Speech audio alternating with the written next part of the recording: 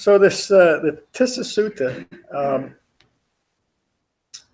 Tissa was a cousin of the Buddha, not to be confused with Upatissa, who was that was Sariputta's given name.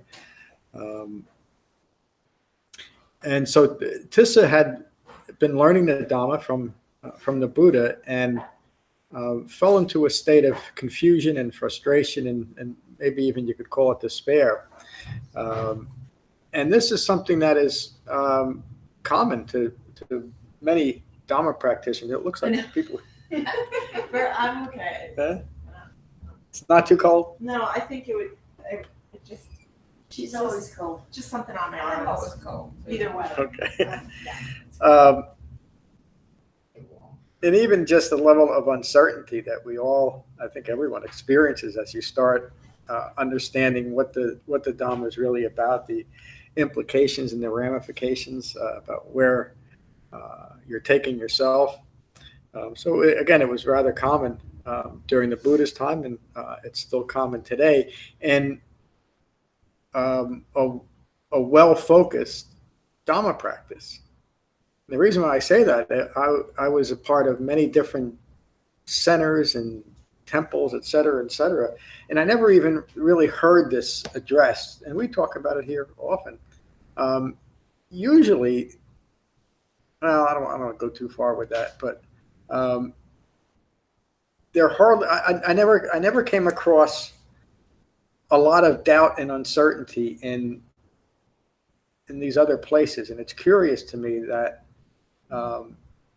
it's with this authentic Dhamma that you're really coming up against wrong views, that those wrong views have you questioning and feeling frustrated and uncertain, and that's what's coming up with Tissa here. And the Buddha turns him back to the Dhamma. He turns him back to recognizing the five clinging aggregates and impermanence of all things. There's also an important part in the sutta of the focus on a well-informed Sangha that helped support Tissa in coming back to the Dhamma. Let me read the sutta. I was talking a little bit, see if Anthony comes back up. Yeah, let's give Anthony a chance to come up so we can hear the whole sutta. So this is something that I bet every one of you has experienced at one time or another. It's just this uncertainty and doubt. You know, doubt is one of those hindrances that the Buddha teaches that we should address these issues within the Dhamma.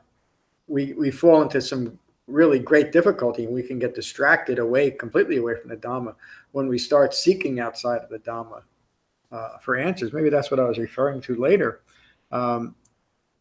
Because a lot of practices that I've found strive to make you feel good through distraction rather than through reality. And I don't want to go down the whole long list of those, but it really doesn't take us anywhere, does it? It just makes us feel good. Well, a temporary feeling of feeling good or falling into this idea of constant positive thinking eventually leads to suffering, doesn't it? And it definitely leads to more confusion, because that mind then falls into, what happened? I was feeling so good. Well, your feeling so good was based on nothing. It was based on a mental drug, if you will. The Buddha's Dhamma gets us right to the heart of the matter, and it has us facing all of those wrong views. That's kind of the point of what the Buddha's Dhamma is about. And it does take a lot of courage. It takes a lot of determination. It takes the Eightfold Path, including the right effort factor of the Eightfold Path, to continue. The Buddha was at Savatthi in Jita's Grove, Anathapindika's monastery. Tissa, a monk in the Sangha, was distressed. He told a group of Sangha members, "Friends, I feel lost and uninspired. My mind is cloudy and overwhelmed. I'm lethargic. I find this life unsatisfying. I am uncertain about the Dhamma." Has anybody felt like that with the Dhamma practice? Me too. Yeah. And the important point there is that he addresses the rest of the Sangha. That's one of the things that, I know you hear me say it over and over again. We're so fortunate to have what's developed here at in Frenchtown, because we can ask each other and we hear of each other's struggles. We're not just here every Tuesday, Thursday, and Saturday talking about how wonderful life is, and we get down to it. And we talk about the difficulties of facing our own wrong views. That's so important. And we have the support of each other. And we have the support of the Dhamma, too. The Dhamma is still present here. And hopefully you have the support of a well-informed teacher, which is something else that's important. The Buddha heard of Tissa's comments from the Sangha members and summoned him for a talk. Tissa went to the Buddha. He bowed in respect and sat to one side. Tissa, is it true that you feel lost and uninspired? Is your mind cloudy and overwhelmed? Are you lethargic? Do you find this life unsatisfying? Are you uncertain about my Dhamma? Yes, great teacher, I am. Tissa, do you understand that one who is passionate, driven by desire, craving for and clinging to form and sensory satisfaction, will experience sorrow, regret, pain, distress, and despair due to change in form and loss of sensory satisfaction? So that leads immediately to our Dhamma practice, because we're starting to withdraw ourselves from that passionate and craving way we're living our lives. We're withdrawing our attention towards distraction. Yes, I understand that, great teacher. Good. This is what... Did I miss a spot? No. Good. This is what follows for one craving for form and sensory satisfaction.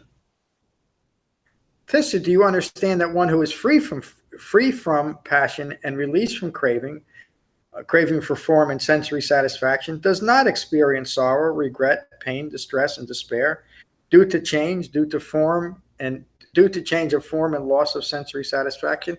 He's speaking directly to impermanence and release from clinging to wrong views. Yes, I understand that, great teacher. Good. This is what follows for one released from craving for or clinging to form and sensory satisfaction. Tissa, do you understand that one who is released from craving, released from craving for and clinging to feelings or perceptions or fabrications or consciousness does not experience sorrow, regret, pain, distress, and despair due to change to any of these aggregates? So the Buddha is referring to the 5 clinging aggregates there. The 5 clinging aggregates, simply put, are the ongoing personal experience of suffering by clinging to wrong views and clinging to a wrong view of permanence in form, feeling, perceptions, mental fabrications, and ongoing thinking. Is that clear? It's an important part of the sutta. Tissa responds, yes, I understand, great teacher. Good. This is what follows for one released from craving for and clinging to any of these aggregates. Tissa, do you understand that form is impermanent and subject to change? Do you understand that feelings, that perceptions, that fabrications and consciousness, that all of these 5 aggregates are impermanent and subject to change? Yes, I understand that, great teacher. Tissa, do you understand that what is impermanent, always subject to change, is stressful? Yes, I understand, great teacher. So there's nothing that we can point to in the world, no matter how hard we're clinging to it or feel that we need it in our lives, that is permanent. And because we're clinging to it, when that form, when that experience changes, there's great stress, isn't it? So even at that point, the feeling that might be appropriate from that loss is over-exaggerated because we insist that nothing changes. It's a misunderstanding of the nature of true nature of human life, isn't it? Mm. That's the simplicity of the Buddha's Dhamma, to recognize that. That's what Kandana understood when he first heard the first Buddha's teaching on the Four Noble Truths. Clinging to anything, to remain as it is, no matter what it is stressful. And we do that. Now, this is where this teaching is teaching directly to the 3 marks of existence. We do that because of anatta, wrong views of self that we think describe a self, that we think are us. And the result of that is suffering. The reason the intro to this, I call this a very powerful and typical sutta, because it gets directly to the heart of the matter and what the Buddha is teaching that we're to gain insight to. Again, I stress this often. The insight that the Buddha teaches is not a general insight, except the result is that. It's insight into just this. impermanent, the not self-characteristic, meaning wrong views that we use to constitute a self and the resulting suffering. Anything that we cling to in the physical world is stressful because it's impermanent. So the Dhamma takes us to the recognition of that and letting go of those views that would compel us to cling to form, feeling, perceptions, mental fabrications, and ongoing thinking. And I relate that to what I started this talk with. Even the idea that we should feel good all the time is a wrong view, isn't it? That's that whole underlying pervasive view that we should only have positive thoughts. Well, that's such a stressful, inducing thing. I remember when I ever talk about that, I don't know if most of you will never remember this reference to Carlton Fredericks, but he used to have a radio show on WOR radio. I remember that because my mother used to listen to this. And his whole thing was we must always look at things in a positive way. And it drove my poor mom crazy. It's just an extremely wrong view that everything is positive. It's not. The Buddha, in his great understanding, was, wait a minute, we can't keep looking at life that way because it's a wrong view. Birth is stressful. Aging is stressful. Sickness is stressful. Death is stressful. Not getting what is desired is stressful. Getting what is undesired is stressful. In short, the 5 clinging aggregates are stressful. That's the Buddha's description of stress or dukkha. We can't escape it. But the Buddha is not teaching an extremely pessimistic view. He's simply teaching a realistic view. It's called teaching via negativa, being willing to look at the negative because it's part of life, isn't it? In fact, it's a big part of life. If you have a balanced view of life, you realize that there's good and there's bad, there's positive and there's negative. To insist that things only be one way is rooted in a wrong view, isn't it? The essence of the Buddha's teaching. Let me just go back just to put it back in context. Tissa, do you understand what is impermanent, always subject to change is stressful? Yes, I understand that, great teacher. Well, Tissa, is it wise to cling to what is impermanent and stressful through self-identification as this is me, this is mine, this is what I am? No, it is not wise to cling through self-identification to what is impermanent and stressful. Then Tissa, I teach that any form, any feeling, any perception, any fabrication, or consciousness, in this sense, it's consciousness rooted in ignorance of Four Noble Truths, ongoing thinking, that should be known through wisdom and right view as this is not me, this is not mine, this is not who I am. It's such a simple and powerful teaching to use whenever we feel stress in any situation. And I'm talking about not just when we're in a negative state, when we're in an exaggerated, exhilarated state, to also remember, this is not me, this is not mine, this is not who I am. Because then we won't be clinging to that feeling that has us exhilarated in the moment. And then we're able to just experience life as life occurs. Or when something horrible happens in our life, because we recognize that we're not taking it personal, meaning we're not identifying with it, then we can experience the feeling that's appropriate to what's occurring without the need for it to be any different, which creates the clinging to that feeling and an ongoing experience that's rooted in ignorance. So train yourself, Tissa, in this manner. Any form or feeling or perception or fabrication or consciousness whatsoever that is past, present, or future, again, projecting our thoughts into tomorrow or the rest of our lives or maybe even future lives, doesn't work.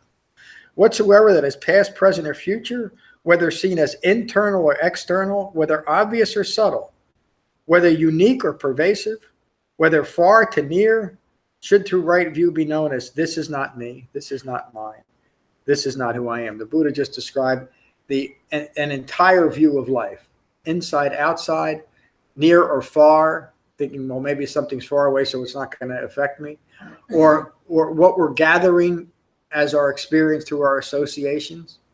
This is not me, this is not mine, this is not who I am. And again, the Buddha's not saying that we should live our lives in isolation, but we don't have to self-identify with our associations, do we? And that way we can be a mindful and meaningful part of any group without being to use the word, negatively impacted by the group. We can remain free of the entanglements in the world. We can remain free of the dukkha that's inherent in the world, which means inherent also in other people that don't yet understand the nature of reality. Is that clear? One of the things that's come up a few times through some students is a lack of understanding that other people that have yet to awaken are prone to the same dukkha that we are. And so because we are starting to see things differently, we can often become frustrated, which is kind of what's leading Tissa to where he is. We can become frustrated because other people now aren't seeing things our way. Instead of understanding they can't because they don't have any foundation for seeing things our way. That's the beginning of true compassion, true understanding, true empathy, because now we're gaining an understanding of where we came from. And we're recognizing the wrong views that we have recognized and abandoned, and so we can see it in other people. So we no longer need other people, whether they're inside or outside, meaning inside or outside the Dhamma. We can leave them at peace because we understand where they're coming from. And think if that was a pervasive understanding in the world today, or even in the United States and our politics and what's going on here. If we could just understand, and again, I'm not talking about just one side or the other. If we could understand that extreme views are just that, they're extreme views, they're rooted in ignorance of Four Noble Truth, at least we could maintain some equanimity there, couldn't we? And maybe make some true and effective change. I don't want to get into it too.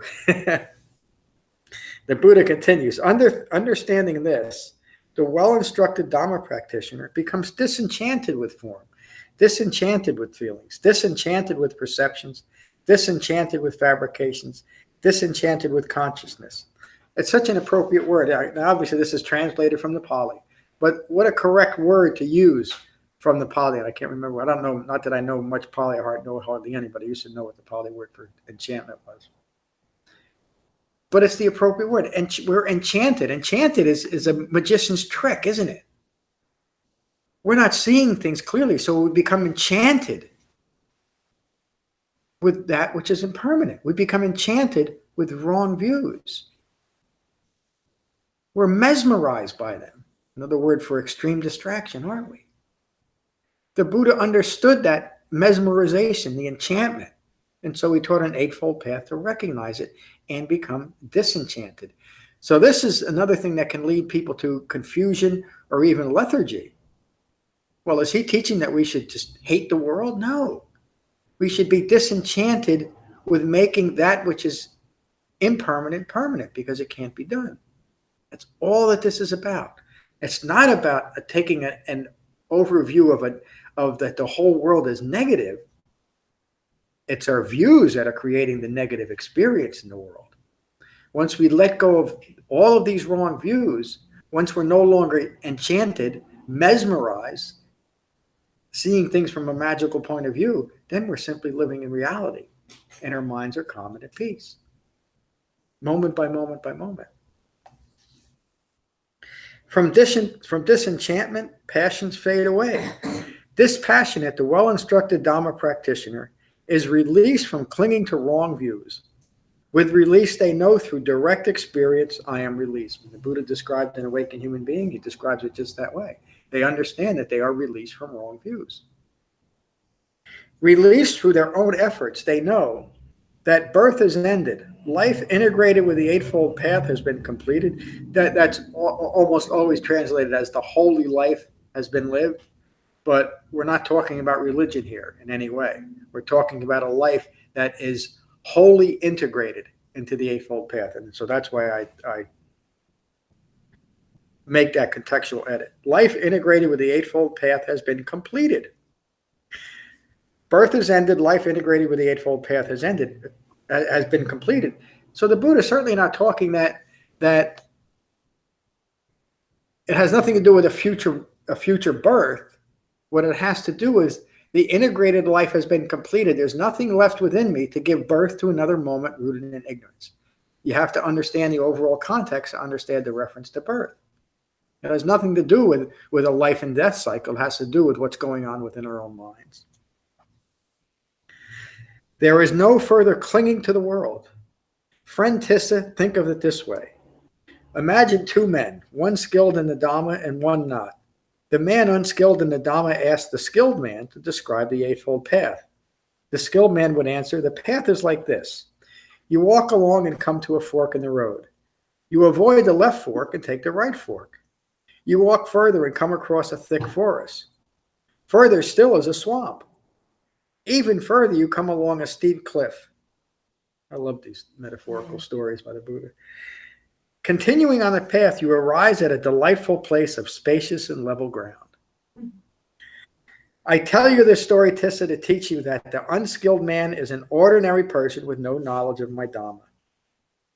The skilled man is a worthy and rightly self-awakened man. The fork, the fork in the road represents uncertainty. The left fork is the wrong eightfold path, meaning that there's a wrong way we can engage in even so-called spiritual practice. Why is the Buddha teaching this way? Because he spent 6 years prior to his awakening studying every well-known and well-respected spiritual path that there was out there, learning all different types of meditation techniques. He knew the left path. This path continues wrong views, wrong intentions, wrong speech, wrong action, wrong livelihood, wrong effort, wrong mindfulness, and wrong meditation. Again, the Buddha knows this from direct experience. He's not being competitively protective of what he's teaching. He's simply teaching this out of great compassion because he knows the difference between a wrong path and a right path. He knows the difference between a left path and a right path. The right fork is a noble eightfold path. This path develops right views, right intentions, right speech, right action, right livelihood, right effort, right mindfulness, and right meditation. The thick forest represents ignorance of Four Noble Truths. Can't see the forest from the trees. No. Great metaphor. The swamp represents sensual desires. Let's clean the swamp. I gotta watch that. Excuse me for that. The cliff represents anger, resentment, and despair. The delightful place of spacious and level grounds represents release from craving and clinging to wrong views, ignorant of Four Noble Truths. Rejoice now, Tissa, rejoice. A rightly self-awakened one is here to inspire you, to guide you, to teach you. And shouldn't we take that joyful enthusiasm that we found a teaching that an awakened human being developed through his own experience and then taught others. And that teaching is still present here today. It's still present right here, right now. We're listening to it. Rejoice now, Tissa, rejoice. A rightly self-awakened one is here to inspire you, to guide you, to teach you. This is what the Buddha said. Tissa was gratified and delighted at hearing these words. It's the end of the sutta. Thank you. So again, I asked before, we all can relate to this, can't we? We've had that uncertainty and doubt and probably lethargy with the Dhamma and really a lack of motivation. And one of the reasons why right effort is there and right intention is to remind us that this is part of a Dhamma practice that we have to engage in through right effort, to continue with it, even when we feel like we don't, or we're not getting anywhere. And then we can remember that even members of the original Sangha are going through just what we're going through. And then we have this wonderful Sangha that's developed, and we can talk about it within our Sangha in a safe place, and we can encourage each other to continue. It's just a wonderful sutta. So thank you for listening. Any questions related directly to the sutta? And then we'll go around the room. Good morning, Warner.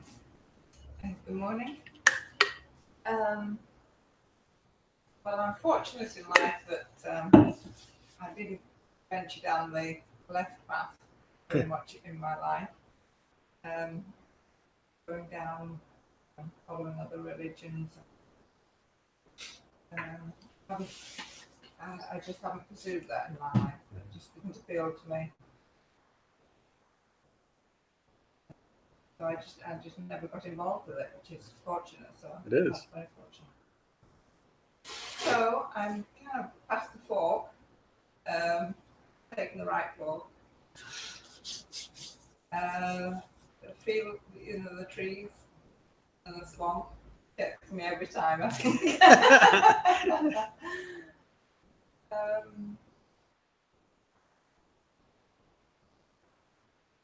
What's become clear through your teaching today is that it's really about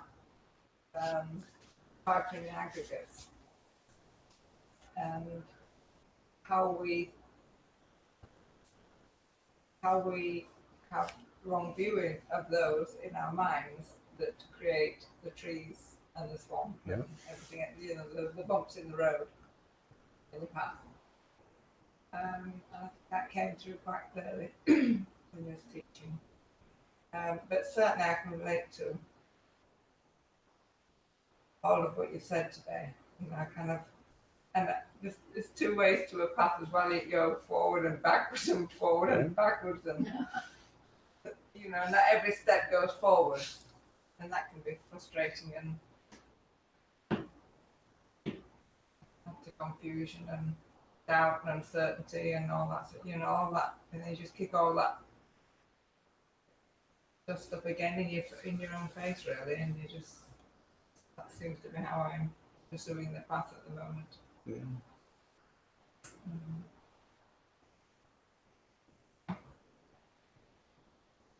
I think that's all I have to say. Thank you. Thank you. You said a lot, and it's a common experience, isn't it?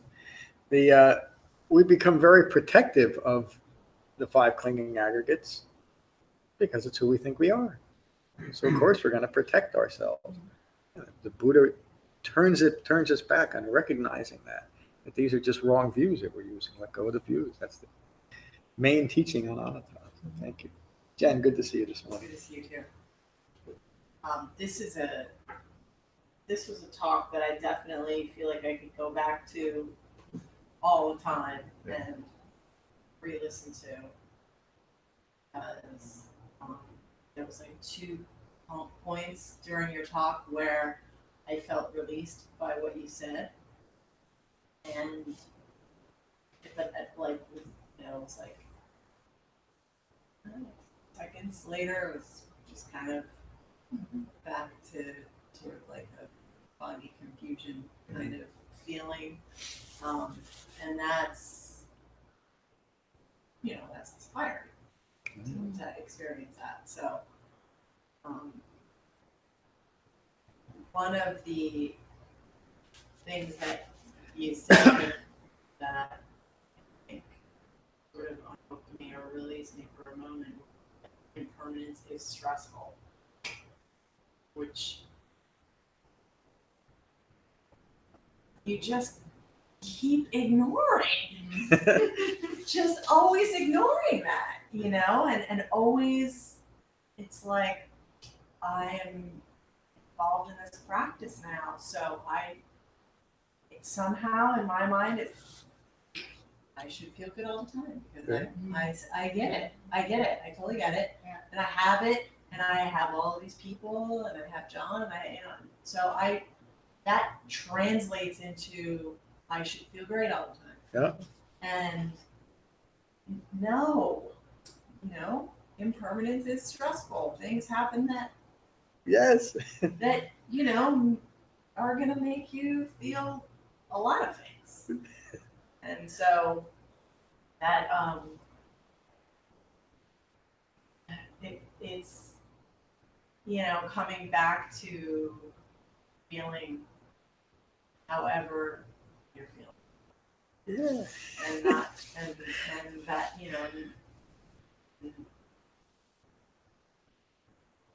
letting go of the voice of judgment saying that you should feel, or it's not always a voice of judgment, but it's different things, different scenarios that are your feelings and thoughts are in conflict with what's occurring that causes that tension. So and it just applies. It applies to like whatever. This talk does. It applies to just Yeah. That every day, day to day. So Thank you. Yeah, it's such an encouraging sutta. yeah. Uh, Yeah. and you what you described, that the realization that it's kind of the epitome of magical thinking, that, well, I'm a Dhamma practitioner, now I should feel good all the time. Yeah. That is a complete misunderstanding of the Yeah. Dhamma, isn't it? But it's so subtle, and it's such a part of wrong view, that it may be the last thing that we have to come to grips with before we can kind of break through. That, no, this isn't about feeling good all the time. You can't. It's about living in reality. That how I refer to that often is to be at peace with a less than peaceful mind state. It's okay when we're not at peace, as long as we're at peace with not being at peace. Because not being at peace is part of life at times, isn't it? Stop being in conflict with yourself and with the world. This is just what's occurring. Thank you. And something else you said, you used the word ignore.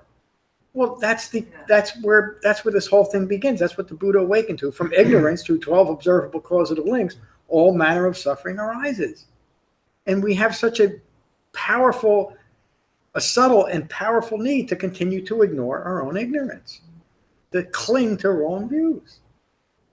And the reason why we need an Eightfold Path is precisely for that, so we can see this. And the reason why we need these great suttas 2,600 years later, to keep us encouraged and keep us inspired. Thank you. Anthony, good to see you. It's a great sutta. I have to go back and I think the other tough thing about how you can be judgmental with people because you know the right path and they don't, and certainly with ourselves too. And I find that now that that it's because I know the right thing to do, I may be a little more critical about myself. Yeah. Lately, I feel like I'm just checking emails too much, checking social media too much, reading newsfeed too much, and I can be critical about myself for that, because I know it's not good and it's not healthy and it's very distracting.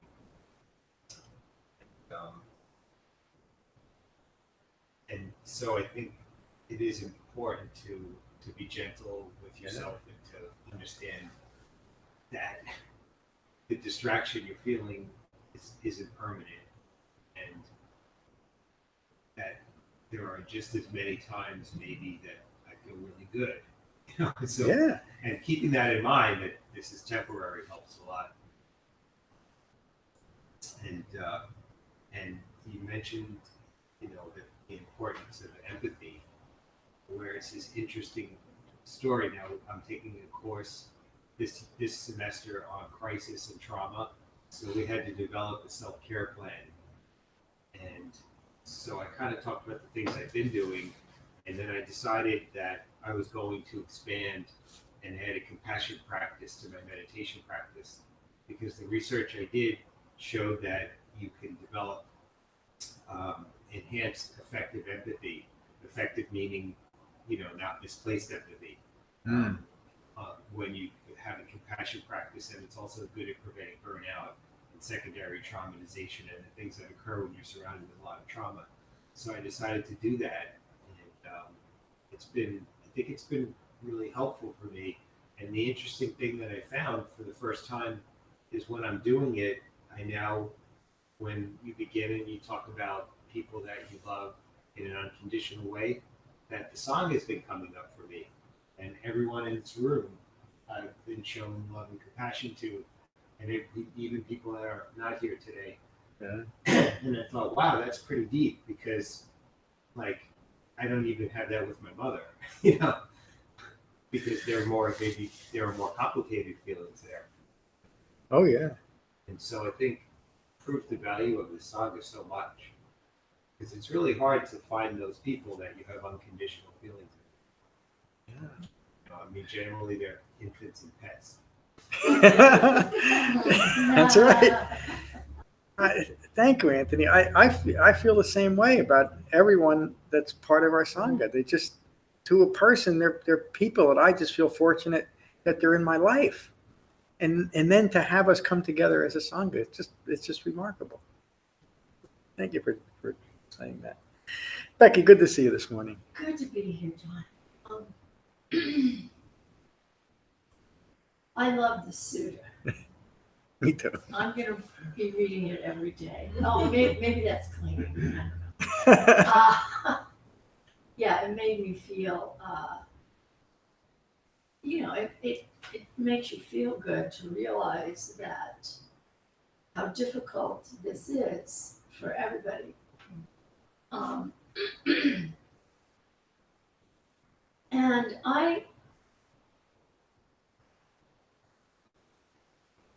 when I meditate, sometimes I have that.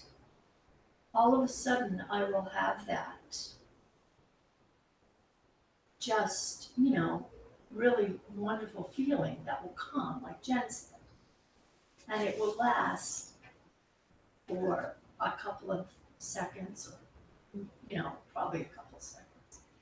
Or sometimes when I'm reading one of the suttas, that will come over me. Or sometimes if I'm listening to another class, I will feel that. And it's almost like, wow, this must be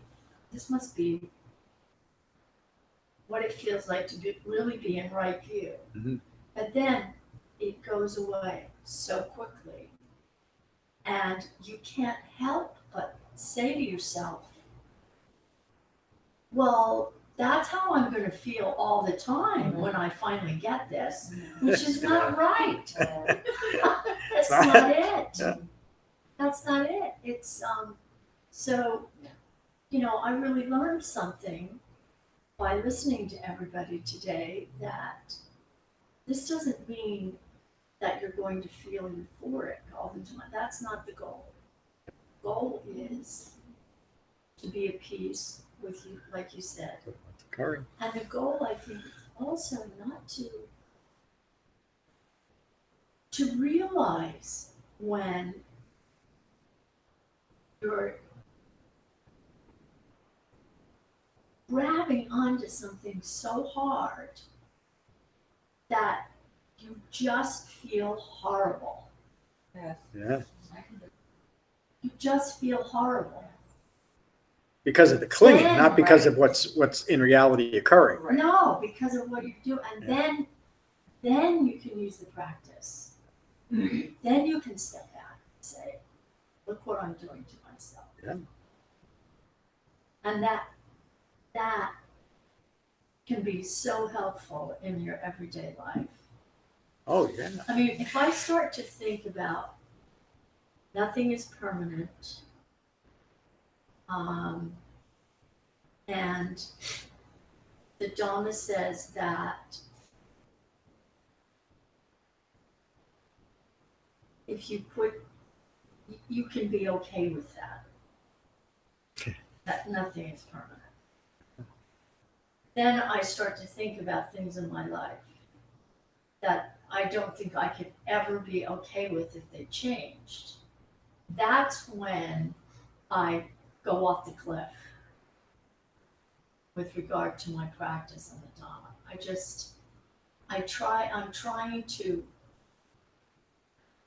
I'm trying to figure out really how could you ever be okay with that? Or how could you, and that's when you have to step back and say, this is not me, this is not mine, this is not who I am, I'm doing this to myself, and you just keep trying, you just keep, meditating and trying to get that concentration that you need to sort of keep that view that you get glimpses of sometimes. Thank you, Becky. That what you were describing is such a complex situation, but what you're coming up against is the need to continue to ignore ignorance. And coming back into what's occurring is taking your mind away from the conjecture of I'm going to lose something in the future. Right. Because Exactly. that's not occurring, is it? What's occurring right now is I'm worried about something that's going to happen in the future. Yes. And then you can recognize the unskillfulness of that, come back to what's occurring. And it frees you up in this moment. And you recognize, Anthony described that really beautifully well, about recognizing that you might be spending too much time on email, etc., but not to beat yourself up over it, or to Right. beat yourself up when you find that you're caught in conjecture about something. Just recognize that that's what's occurring, period. If you get into analysis or judgment about it, then you're just stuck. Then you're clinging to it. But when you can just recognize this is what's occurring right now, and it's a quality of my mind that's present now, but it's not lasting. It's impermanent as anything else. Thank you. Thank you. Mary, good to see you this morning. How are you? Good. This Sutta is really